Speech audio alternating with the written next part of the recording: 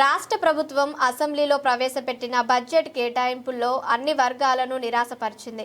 బీసీలకు తీవ్ర అన్యాయంపై దేవరకద్ర నియోజకవర్గం అడ్డాకుల మండల కేంద్రంలో మీడియా సమావేశంలో అడ్డాకుల మండల మాజీ సింగిల్ విండో అధ్యక్షులు మద్దూరి జితేందర్ రెడ్డి తిరుపతి రెడ్డి మాట్లాడుతూ బడ్జెట్లో 6 గ్యారంటీల ప్రస్తావన లేదని, బడ్జెట్లో విశ్వసనీయత, విజన్ లేదని, కాంగ్రెస్ ఇచ్చిన 6 గ్యారంటీలు 11 డిక్లరేషన్లకు అనుగుణంగా బడ్జెట్ రూపకల్పన లేదని విమర్శించారు.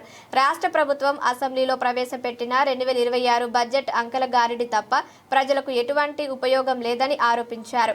ఈ కార్యక్రమంలో కందూరు రమేష్, మాజీ కోఆప్షన్ కాజా గోరి, కాజా మైనదీన్, జయన్న గౌడ్, బాలరాజ్, గ్రామ కమిటీ అధ్యక్షులు రమేష్, రంజిత్ రెడ్డి, మహేష్ యాదవ్, చంద్రకాంత్, డేవిడ్, నిరంజన్ గోరి, నజీర్, శ్రీనివాసులు తదితరులు పాల్గొన్నారు. ముఖ్య అతిథిగా శ్రీనివాస్ రెడ్డి అన్న గారికి, అలాగే మండల నాయకులకు, పత్రికా మిత్రులకు అందరికీ నమస్కారం. మన రాష్ట్రంలో బడ్జెట్ సమావేశంలో పెట్టడం జరిగింది. అంటే 3,24,000 కోట్ల రూపాయలు బడ్జెట్ సమావేశం ఏర్పాటు చేస్తే దాంట్లో బీసీలు 56% ఉన్నారు. 56%కి 12,000 కోట్లు మాత్రమే పెట్టడం జరిగింది. అంటే 3.8% పెట్టడం జరిగింది. ఎంతవరకు న్యాయమని అడుగుతున్నాం. అంటే బీసీ, ఎస్సీ, ఎస్టీలు, మైనార్టీలు ఓట్లకే పరిమితమా, లేకపోతే మాకు ఏ విధంగా న్యాయం చేస్తారని మేమందరం కలిసి ముక్తఖండంతో మండల నాయకులందరం కలిసి అడగడం జరుగుతుంది. కనుక మాకు న్యాయం జరిగే వరకు పోరాటం చేస్తాం. అవసరమైతే ఇంకా దిగ్బంధం కూడా చేస్తామని చెప్పి, ఆఫీస్ ముట్టడి కూడా చేస్తామని చెప్పి ఖండిస్తా ఉన్నాం. సమావేశం ఏర్పాటు మన బడ్జెట్ తెలంగాణతో బడ్జెట్ పెట్టారు. ఇది 3వ బడ్జెట్. ప్రతి బడ్జెట్లో కూడా రైతులకు కానీ అన్యాయం, ఎస్సీలకు, ఎస్టీలకు, బీసీలకు, ప్రతి వర్గానికి కూడా అన్యాయం చేస్తున్నారు. 6 గ్యారంటీలు అమలు చేయకపోవడంతో పాటు చెప్పిన గ్యారంటీలు కూడా ఇస్తలేరని కేటీఆర్ గారు ప్రైవేటు తెలంగాణ బిల్లు కూడా తెస్తామంటారు. దానికి సపోర్ట్గానే మేమంతా గ్రామాన మండల పక్షాన అన్ని గ్రామాలలో కూడా పత్రికా సమావేశం ఏర్పరిచి జనాలను గ్యాదరించి మనకు చేసిన మోసాలు ఏంది, మనం ఎట్లా ఓట్లు వేసినాం, ఎట్లా మోసపోయినాం ఉద్దేశంతో గ్రామాల తెలియాలనే ఉద్దేశంతో పత్రికా సమావేశం ఏర్పాటు చేసి జనాలకు తెలియజేస్తున్నాం. రైతు బంధు కూడా వేయకపోతున్నాయి కాబట్టి ఈరోజు ఎవరైనా 77 లక్షల మందికి వేస్తూ ఉంటాడు. కానీ ఒకటేసారి వేయాలి, కానీ 3 విడతలు వేస్తా అంటే ప్రతి రైతుకు ఒక ఎకరకు వేస్తా ఉంటా. ఎకరకు వేసి నేను రైతు బంధు వేసినని రేపు అసెంబ్లీలో ఒకవేళ టీఆర్ఎస్ సభ్యులు అడిగే ప్రశ్నలకు వేసినాం చూడని చెప్పుకోవడానికి వేస్తారు తప్పితే మళ్ళీ మనకు రేపు ఎకరాకి వేసి మరమాలతో అడిగితే ఎవరు రైతు బంధు కూడా వేయరు. కాబట్టి దయచేసి రైతులనన్నా దృష్టి పెట్టుకొని కేసీఆర్ గారు ఏమో నాట్లు వేసేటప్పుడు వేస్తున్నారు, మీరేమో కొత్తలు కోసేటప్పుడు వేస్తున్నారు.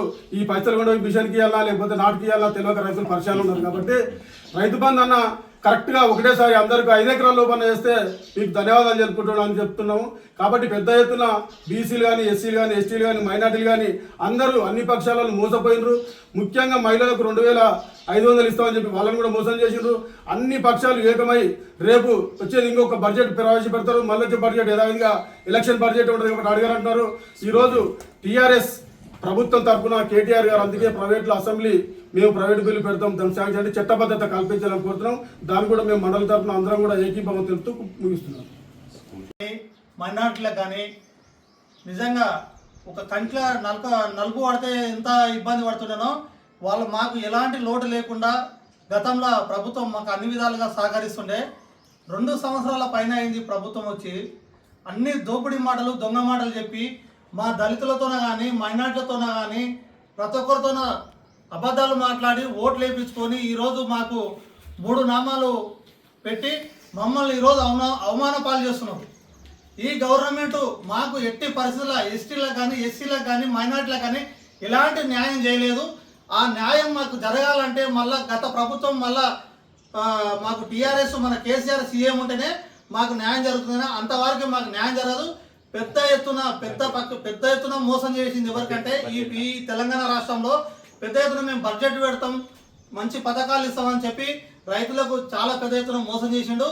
రైతుల పక్షాన ఏ రోజు కూడా ఎప్పటికి కూడా మీకు కాంగ్రెస్ సింబల్ మీద ఒక్క ఓటు కూడా పడదని దానికి నిరూపణ ఏంటంటే ఇప్పుడు వచ్చే ఎలక్షన్లో 1 సైడ్ ఓటింగ్. అది గతంలో ఏ విధంగా అయితే ఆంధ్రాలో జగన్కి ఏ విధంగా బుద్ధి చెప్పినరో మళ్ళా తెలంగాణ స్టేట్లో మళ్ళా వచ్చే ఎలక్షన్లో అందరూ ఏకమై అన్ని పక్షాలు ఏకమై రైతులు కానీ ఎస్సీలు కానీ ఎస్టీలు కానీ మైనార్టీలు కానీ బీసీలు కానీ ప్రతి ఒక్కరూ కుటుంబ సభ్యులతో సహా ఏకమై తెలంగాణ రాష్ట్రం మళ్ళా తెచ్చుకున్న ఎవరైతే మనకు రాష్ట్రం తెచ్చినారో అదే పద్ధతిగా మనం కేసీఆర్కి న్యాయం చేసి కేసీఆర్ని మన ప్రభుత్వం నిలబెట్టాలని కోరుతున్నాం.